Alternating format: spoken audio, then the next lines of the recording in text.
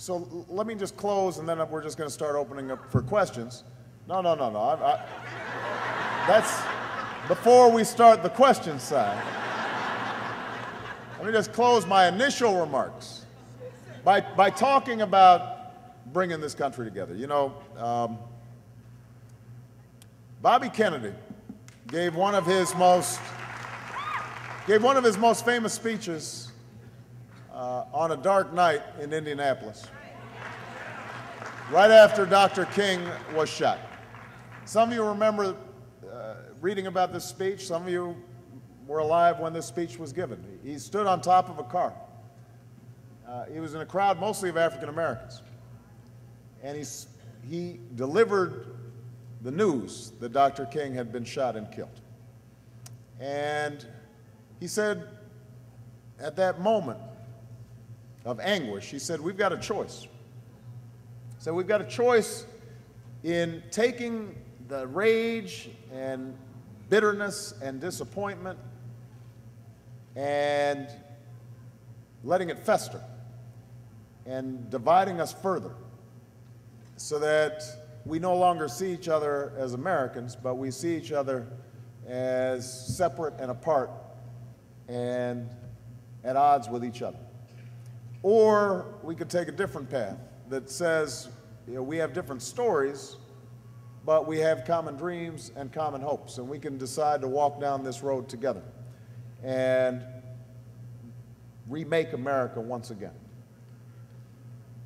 And, you know, I think about those words often, especially in the last several weeks, because this campaign started on the basis that we are one America. That you know, as I said in my speech at the convention in 2004, there's no black America or white America or Asian America or Latino America. There's the United States of America.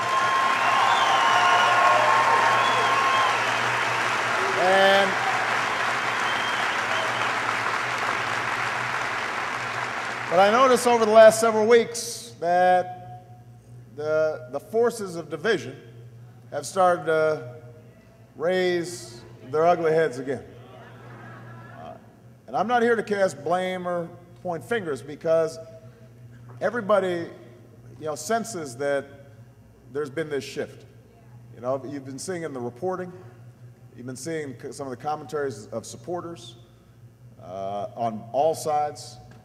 Most recently, you heard some statements from my former pastor that were incendiary and that I completely reject, although I knew him and know him as somebody in my church who talked to me about Jesus and family and friendships, but clearly had, but if all I knew was those statements that I saw on television, I would be shocked. It reminds me that we've got a tragic history when it comes to race in this country.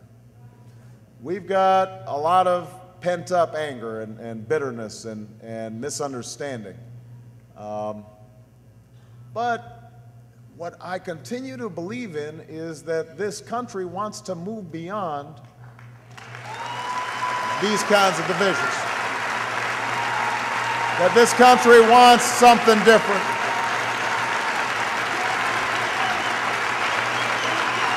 And so,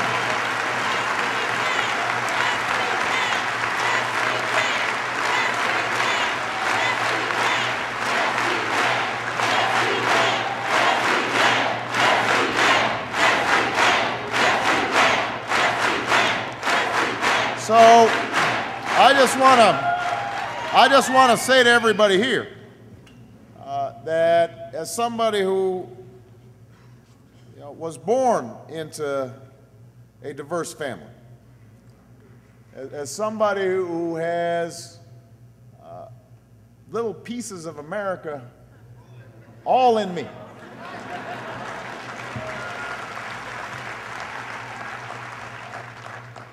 I will not allow us to lose this moment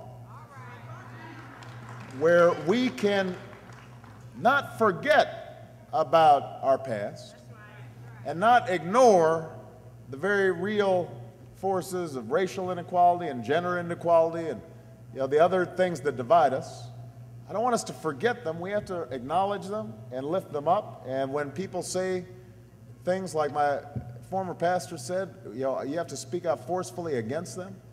But what you have to also do, though, is remember what Bobby Kennedy said, that it is within our power to join together to truly make a United States of America.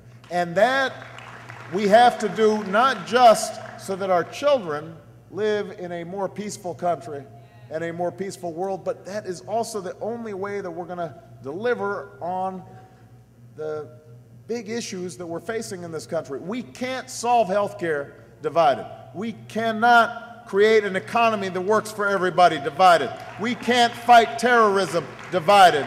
We can't care for our veterans divided. We have to come together. That's what this campaign's about. That's why you're here. That's why we're going to win this election. That's how we're going to change the country. All right?